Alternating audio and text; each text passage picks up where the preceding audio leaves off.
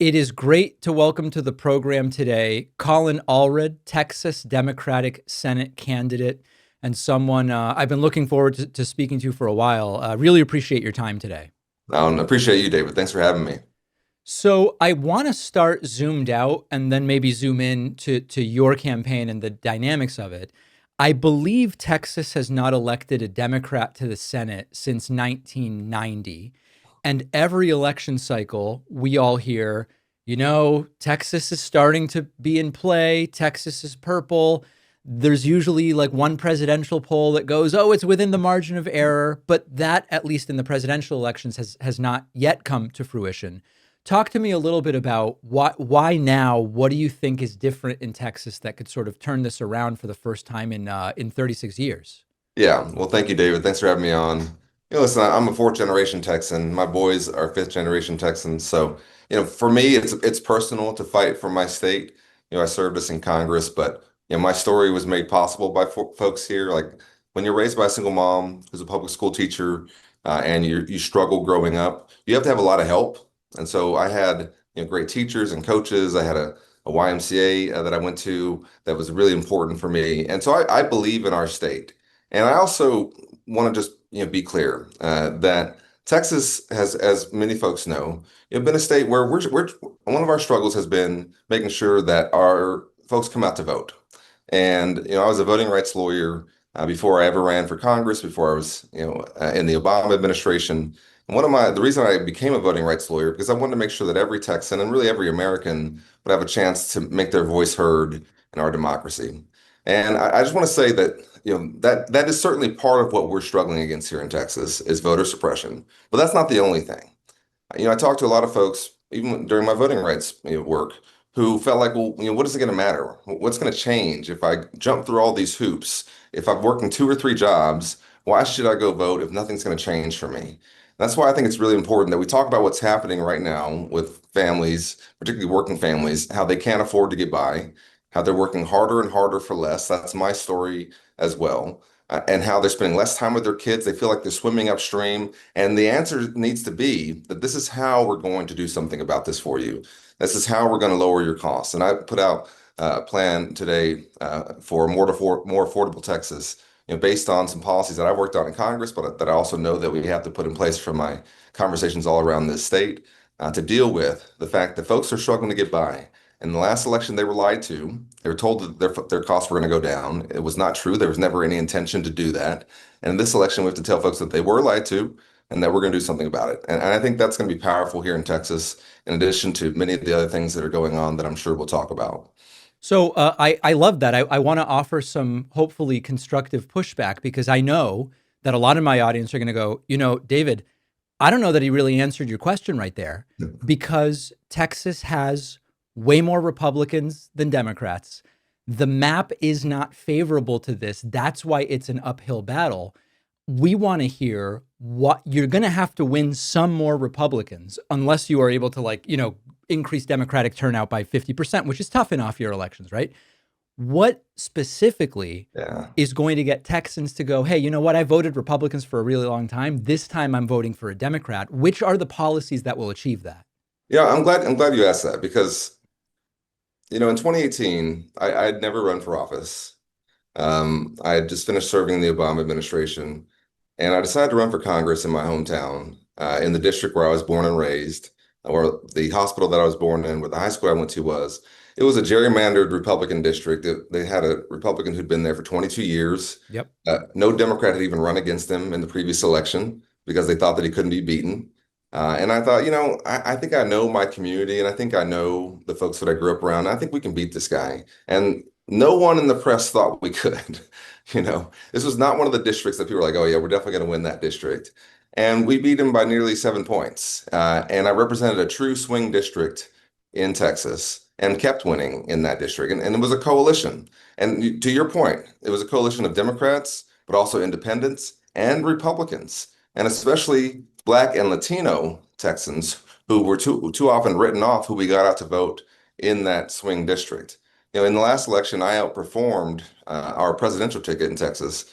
You're running, 8 points ahead of the top of the ticket in the Rio Grande Valley, but Republicans were also making gains at the same time. We flipped some traditionally Republican-held counties here in Texas, and so I do think that we have to expand our coalition. That it has to be a broad one. I think it does include certainly independents and Republicans. I've shown that I can do that, but I also think that the folks who are not getting out and who I think our struggle, I think, has to be, our fight has to be to get them to the polls, are largely working class Black and Latino voters in Texas, who are what we're fighting there is not so much Republicans. It's oftentimes despair. It's oftentimes how can we push through a message that yes, something can change, that yes, I know what you're going through. I don't have to read about it. No one has to tell me about it. I live the same way you're living. I went to the same schools your kids are going to. My mom taught in those schools. I know what you're going through and I know what we can do about it. And there, I do think it's policy, but I also think it's personal. And this is something I've been, doing when I work in restaurants around our state, which I've been doing when I go on construction sites around our state, which I've been doing, talking to working people and making sure they know that I'm not coming at this from some, lofty position and being like, yeah, yeah, I know what you need. I'm like, no, I remember what you need. Hmm. And that's why I think, we can win here. Your if I understand your position on Social Security correctly, you want the wealthy to pay this. What I saw written was to pay the same rate as everyone else. Now, my question is, when you say that, are you looking to uncap Social Security contributions? And then, if so, would that also mean that the benefits that those wealthy people get at the end when they retire would also be higher? Listen, and I want to be clear about this because I don't think we have to be prescriptive, but I do support raising the cap with a gap for certain working folks to kind of get above that. And I think that what we're seeing here is that we should treat all income basically the same in many ways when it comes to Social Security. That it shouldn't just fall on working people to pay into it, and that if you once you get above a certain level, or if your income comes in a different form, that you're not paying into Social Security. That to me is unfair, and it targets working people and makes it harder for them. And so my goal is to expand and to protect Social Security into the future. There's several different ways to go about it. In my plan that we put out today, we have the Social Security Expansion Act. That's one way to do it. But what I ultimately want to do is make sure that we protect Social Security and that we make it better. Because I talked to when I was in Congress, the folks who called into my office, it was most heartbreaking, were the folks who were relying on Social Security every month to get by. And if their check was delayed by a week or even 2 weeks, they could have a cascading effect where all of their bills went unpaid, where they could lose so many things that they had worked so hard for. And listen, this is something that folks are really, really relying on. And so when I hear people say, we should raise the age for Social Security, I don't think that you've ever met working people. I don't think you've met the folks who are working outside and making their living and then showering after work instead of before work, because they're counting their days until they get to that point to where they can then rely on this thing that they've been paying into out of their hard-earned paychecks. And so that to me is the commitment that we have to keep. But so if I may, I want to go back to the specifics. So right now the cap is at Right, 176,000. You right. pay in up to 176. You want a gap and then it kicks back in at what income level? Yeah, and I think it's around 450,000 or somewhere around there. But I think the Okay. point is to make sure that when we're talking about the ultra wealthy, that we're still paying into the Social Security trust fund, and I think that's the most important thing. And again, having been in Congress and worked on these things, what I think is important is that we have a goal that we put down and we say this is what we're going to work towards. The details, quite honestly, will often have to be hammered out while you're Of trying to course. get enough votes to get it to the Congress, and that's kind of always my approach. But I want to make sure people know that Social Security does not have to go insolvent, that we don't have to keep it where it is, and that, to be honest with you, keeping it where it is the equivalent of sticking your head in the sand and just hoping nothing bad happens, because we have a wave of older folks who are going to be hitting Social Security coming up in the coming decades. That's going to make this something that we have to deal with. So let's put a stake in the ground now and say this is how we should deal with it. We should ask the wealthiest to pay more into it. And we should also make sure that we expand these services for folks who really need it. Okay, and the reason I ask about this is a lot of people have not thought about some of this stuff, and it makes it sort of when voters hear it, they Yeah. go, "I don't know No, how well that's thought right. out that is." So perfect, we've got a gap. 450 kicks back in. Now you make $1 million a year. You're paying in up to 176, not between 176 and 450. Again, between 450 and $1 million. When that person retires, do we have to expand the benefits table so that because they've paid in so much more, they also get a higher benefit at retirement? No, no, we're not getting a higher benefit. No, that's not the way. No. Yeah, no, there's no higher benefit. It's a higher benefit for everyone, right? So that's the way Social Security works, is that it's universal. So we would expand the benefits by $2,400 a year for every senior, right? Okay. It's not specific for people who are paying more in, if that's what you're asking. Got it. And I'm not sure if I got your question right, but No, no, no, it's you got it. Yeah, no, yeah, it sounds like your answer is no. Very, very clear on that. Okay, yeah, yeah, good. yeah, yeah. Let's talk a little bit to pick one other thing about what's going on in California with the redistricting. Mhm. And it relates directly to what's happening in Texas. So I think it's highly salient for a lot of your voters. Do you support what Governor Newsom is trying to do there with Proposition 50? I'm smiling because I hate gerrymandering. I hate Right. it. Like I hate it with a passion. Yep. Like, if you asked me, like, if you had a magic wand, what would you do to fix the House of Representatives? I would do Make two it go things. away. I would get rid of gerrymandering and I would change campaign finance, right? Yep. Um, and as a voting rights lawyer, I literally fought against gerrymandering, right? But my position has been, and I think this is what we have to do, that we have to fight fire with fire so they can't rig the election, but that we use the power that we get, that the people will give us to end gerrymandering forever. Right. And so to me, we can do that. We had a bill that I worked on that we passed out of the House called the John Lewis for the People Act that would have banned gerrymandering and required every state nationwide to have independent, nonpartisan commissions to draw their districts. That at that time we had 50 votes in the Senate for it, but we couldn't get it through the filibuster. When I'm in the Senate, I'll make sure we pass that. But to answer your question, yes, I think we have to make sure that we respond to this and not let them just, rig this election. And as you know, what they're doing here in Texas is more than, how do I say this? It's worse than just numbers on a, in the House of Representatives. It's black and brown voices that are being silenced. Every district that they targeted, and your viewers probably know this, but every district that they targeted was a majority minority or majority black, majority Hispanic Yep. district. And what they're doing there is reducing the overall voting power in the United States Congress for the fastest growing communities in our state, right?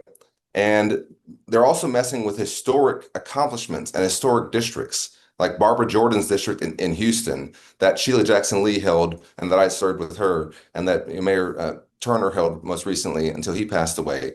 These are historic districts that particularly African Americans in Texas gave blood for. And so it's incredibly personal. It's incredibly upsetting. I do think there's a chance that the courts will invalidate some of these districts, so that fight is Mm, still not over. yep. I think we can't let them rig the election. Last thing I want to ask you about the stock of the Democratic Party is not particularly high right now, and I hear from so many in my audience, overwhelmingly Democratic voters, who say, "David, I want to like what's coming up in 2026. I want to look and say." There's clearly a path here. There's a plan. It's an emotionally salient plan. It's tractable. That I can tell you what are the 5 pillars. And they're not getting that, right? And we've interviewed everybody from governors to senators and members of the House, mayors, everybody in between. And the biggest feedback I get from my audience is, David, I had such high hopes for this interview, and I kind of heard talking points, dancing around questions, and not, I don't know. What is if you were grading what's going on right now in the Democratic Party as we push to what is arguably a critical midterm, because taking the House, for example, will neuter the remainder of Donald Trump's second term. I mean, he will get nothing done if Democrats are able to take the House, for example. It's so critical. How would you grade how it's shaping up for Democrats based on what you're seeing so far? I want to just go back to 2017. Okay. Um, and if we were having this conversation in September 2017, it was not quite the same, but you would have largely said the same things to me then. Okay. Probably. And we did not know that we were on the verge in a year from then of flipping 40 congressional seats, including the one that I was running in, Yep. of winning a couple of Senate races, winning a bunch of state house races all around the states and the country. And we did not know that was coming. And look at the folks who got elected in that election. Folks like me, folks like Mikey Sherrill, Abigail Spanberger, Alyssa Slotkin, Andy Kim. We were all folks who had never run for office. We were not politicians. And we ran because we were worried about the country. And we were worried, and we had served in government or we'd served in the military, and we wanted to take back what we knew was right about the country and also fight the party itself that we were a member of and say, hey, listen, let's get back to what folks really care about, right? And that's where I think we are now also, is that, there's all over the country, there'll be, really strong public servants running many of whom are not, the names that right now, particularly in these congressional races, who I think will emerge and who will wrest the party back to what I think its roots have to be, which is a focus on working people and working families. Yes. We have been considered to be too online, too elite, too out of touch, and honestly looking down and speaking down to working people. And in the last election, there was a cry heard in which Donald Trump won working people for the first time, like in decades. Yeah. Right. And if we don't take that incredibly seriously, and not only nominate candidates who are focused on that, but also who come from some of those backgrounds like I do, or who understand them and have direct plans on how to deal with folks who are going through that, then we will not have the election that we should have. But I remember what the 2018 election ultimately was about, with everything that was going on, from childhood separation, with child separation, which was a horrible policy, the Muslim ban, many of the horrific things that were being done then. Yeah. That election was about the Affordable Care Act in the end, and about meat and potatoes issues. And the guy who I was running against, who had voted to repeal the ACA like 56 times, by the time the election came up, he was for the ACA, right? Right. This election to me is also going to be about meat and potatoes issues, about working people, about affordability, about an economy that has been rigged against them and a system that's rigged against them. And I'm running to unrig it here in Texas. And I think all across the country, you'll see leaders emerge to do that. It may not be the party, but the party will follow folks who are successfully making this pitch to working people, because that's also, I think, the best policy, but it's good politics, right? And so my message to everyone is, instead of looking for the party to be your vehicle for your hopes, or the Right. nebulous like constellation of whatever that means, identify the people who are really talking about affordability and working people, and who are connecting on that, and who are trying to.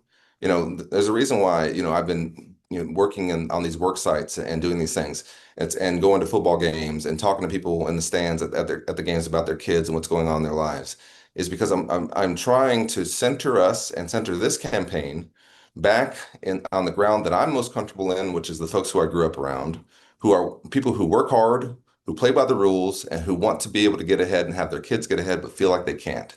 And if we do that, maybe we'll win the election and do a lot of good things. But at the very least, we'll be speaking for people who should be spoken for. This is a high stakes and potentially critical Senate race in 2026. If you look at the map, it's hard not to see that. We've been speaking with Democratic Senate candidate Colin Allred. You can learn more about the campaign at colinallred.com. Really appreciate your time today. We're watching this one closely. Yeah, thank you, and congratulations to you on the new arrival. Thank you. Appreciate that.